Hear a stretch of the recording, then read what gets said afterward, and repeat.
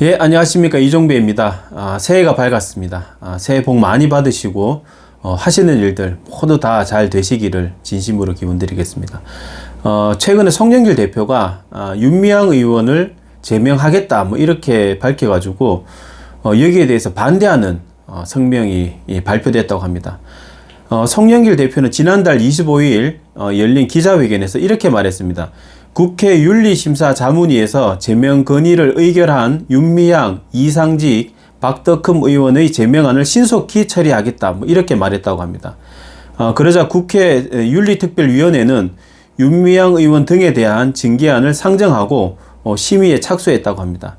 그러자 이에 대해서 반대하는 성명이 발표됐다고 합니다. 지은희 전 여성부 장관, 이미경 전 국회의원 등 정대협 1세대 활동가들은 2일 서울 종로구에 있는 서머셋 팰리스 앞에서 열린 일본군 성노예제 문제 해결을 위한 제1592차 정기수요 시위에서 윤미향 의원 제명을 반대하는 그런 성명을 발표했다고 합니다.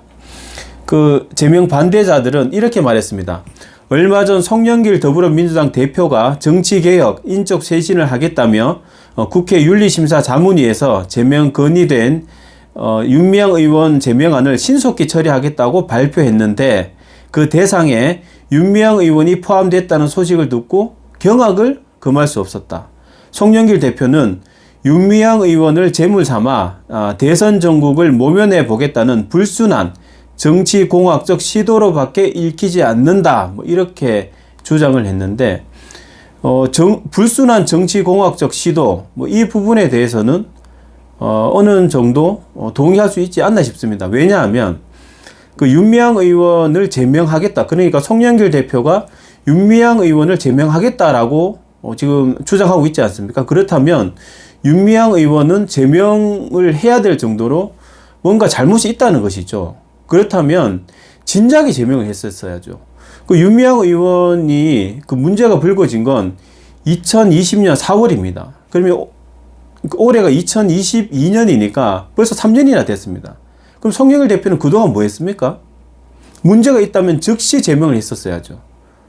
그 곽상도 의원 같은 경우에는 곽상도 의원 아들이 뭐 퇴직금 50억 받았다. 뭐 이게 문제가 불거져 가지고 작년 9월에 문제가 불거지고 11월 달에 제명을 해버렸습니다. 한 2달 만에 제명을 해버렸거든요. 그런데 윤미향 의원은 지금 3년째 지금 시간을 끌고 있습니다. 그러자 이제 대선을 앞두고 허겁지겁 지금 제명을 하겠다는 건 그 불순한 정치적인 목적이고 뭐 보여주기식 쇼인 거죠.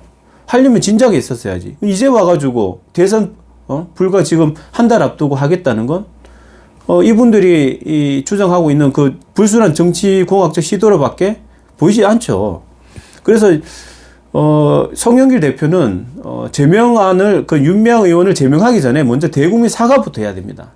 그 윤미향 의원을 지금까지 감싸게 하고 그 제명을 하질 않고 봐주게 하고 그 부분에 대해서 석고대죄하는 심정으로 국민들에게 잘못했다, 죄송하다 그렇게 사과부터 하고 그다음 이제 제명을 해야 되는 것이죠. 그래서 불순한 정치공학적 시도는 맞는 걸로 보인다. 예. 그렇게 말씀을 드리고, 그리고 그 제명 반대하시는 분들은 또 이렇게 말합니다. 윤미향 의원이 딸 유학비 문제를 비롯해 피해자들, 그러니까 위안부 할머니들이죠. 피해자들에게 지원해야 할 후원금을 유용했다며 기소된 12가지 의혹들은 검찰 조사 단계에서 모두 무혐의 결론이 내려졌다. 뭐 이렇게 주장을 했는데 이건 뭔가 좀 착오가 있거나 잘못 알고 있습니다. 그러니까 기소가 된 건 검찰에서 이게 죄가 된다라고 판단을 해서 기소가 된 것이거든요. 그런데 그 기소된 게 무혐의 결론이 났다라는 건 이거는 성립할 수 없는 얘기입니다. 그럼 처음부터 무혐의면 무혐의인 거지 기소된 게 무혐의 됐다. 이건 좀 말이 안 되는 것 같고, 그리고 그 윤미향 의원은 검찰 조사 단계에서 명백히 이 죄가 된다고 판단해서 기소를 했으면 8가지 그 이제 혐의를 적용해서 기소를 했습니다.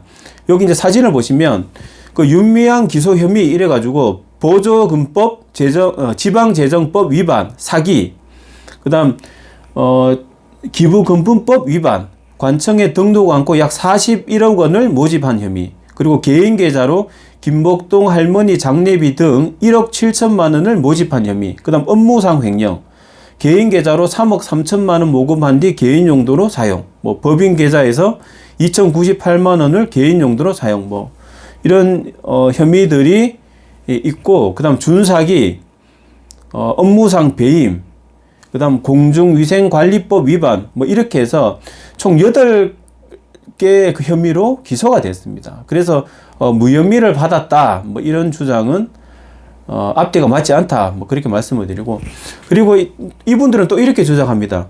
우리가 지켜본 윤미향 의원은 밤낮없이 온 삶으로 일본군 성노예제 문제의 정의로운 해결을 위해 활동해온 인권운동가였다, 뭐 이렇게 주장을 했는데, 이것도 납득할 수 없는 좀 주장이죠. 인권운동가가 그렇게 그 위안부 할머니들을 뭐 앵벌이 시키고 등쳐먹고, 그 기론옥 할머니 같은 경우에는 갈비뼈 금이 가가지고 통증이 있는데 그 독일에서 뭐 노래 부르라고 시키고, 어떤 인권가가 이런 걸 시킵니까? 그래서 인권운동가라는 말은 맞지가 않고, 그리고 또 이렇게 말합니다. 30년 삶이 편의적으로 재단된 무참히 짓밟혀서는 안 된다, 뭐 이렇게 주장을 했는데, 뭐 같은 편이니까 예, 주장을 하는 것 같습니다. 그러면서 또 이렇게 이제 마지막으로 이렇게 얘기를 했습니다. 윤미향 의원에 대한 국회 제명은 일본군 위안부 문제의 진실과 운동의 정당성을 부정하고 훼손시키고자 하는 자들의 먹잇감이 될 것이다, 뭐 이렇게 주장을 했는데, 이것도 납득을 할 수가 없죠. 지금 국민들은 윤미향 의원은 명백히 할머니들을 앵벌이시키고 또 사적으로 유용하고, 굉장히 국민들은 치를 들고 있습니다. 이런 윤미향 의원을 정의기억연대가 감싼다면, 그러면 앞으로 정의기억연대에 대해서도 그럼 윤미향 의원이 죄가 있는데도 죄가 없다, 뭐 인권운동가다, 이렇게 감싸게 되면, 그러면 앞으로도 정의기억연대 활동가들은 똑같이 할 것이냐, 이렇게 의구심을 가질 수밖에 없죠.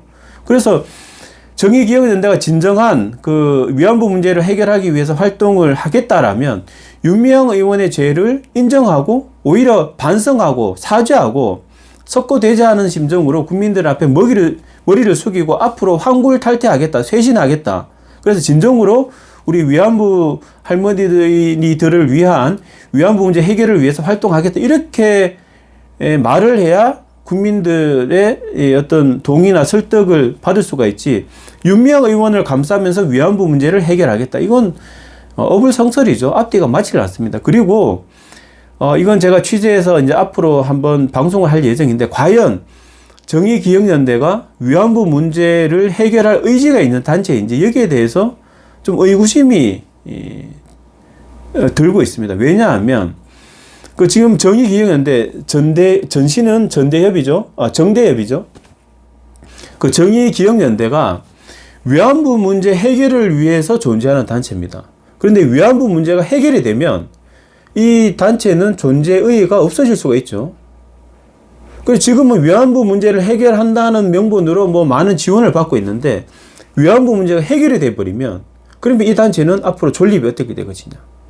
그래서 과연 이 지금 정의기억연대 이런 단체들이 과연 정말 진정으로 위안부 문제 해결을 바라고 있는지에 대해서 이 단체들을 상대했던 정부 기관의 관계자들이 많은 의구심을 제기하고 있습니다. 그래서 이 부분은 제가 따로 취재해서 말씀을 드리겠습니다. 그래서 진실은 감출 수가 없습니다. 언제든 드러나게 되어 있습니다.